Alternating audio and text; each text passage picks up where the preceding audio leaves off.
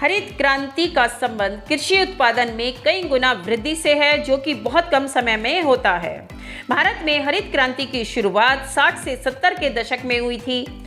इसे प्रारंभ करने का श्रेय नॉर्मन बोरलॉग को जाता है, परंतु भारत में हरित क्रांति का जनक एम.एस. स्वामीनाथन को माना जाता है।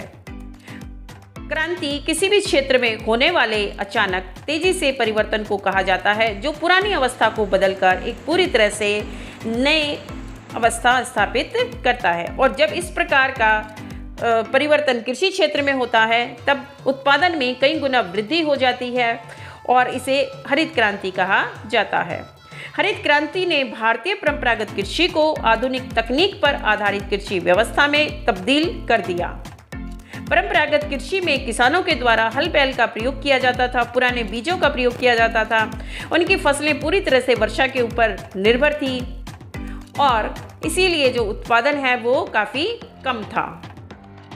लेकिन आधुनिक कृषि में अधिक उपज देने वाले बीजों का प्रयोग किया गया, जिन्हें HYV कहा जाता था। रासायनिक उर्वरकों का प्रयोग किया गया, कीटनाशक दवाइयों का उपयोग किया गया तथा साथ ही साथ सिंचाई के कृत्रिम साधन जैसे नहरों व नलकूपों के माध्यम से फसलों की सिंचाई की गई, जो कि फसल पहले वर्षा के ऊपर निर्भर होती थी। अगर वर्षा होती थी तो फसलें हो जाती थी, अन्यथा उत्पादन पर प्रभाव पड़ता था।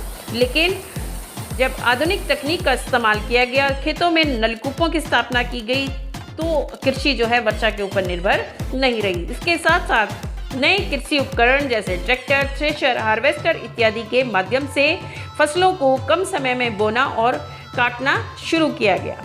इसके परिणाम स्वरूप कृषि उत्पादन में कई गुना वृद्धि हुई और फसल का उत्पादन प्रति हेक्टेयर के साथ साथ जो कुल उत्पादन था उसमें भी बहुत अधिक वृद्धि हुई।